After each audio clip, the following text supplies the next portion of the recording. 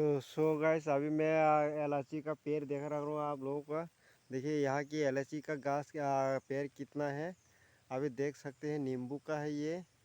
कितना नींबू है यहाँ पे। आप लोग ज़रूरत पड़े तो देखिए, त्रिपुरा में से ऐसे के नींबू होता है।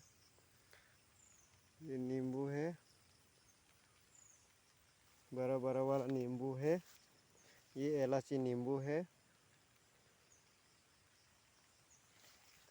आप लोग देख सकते हैं कितना बड़ा बड़ा है।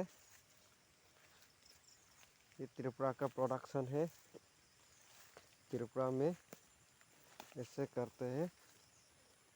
ये इलायची का चार्ज करते हैं।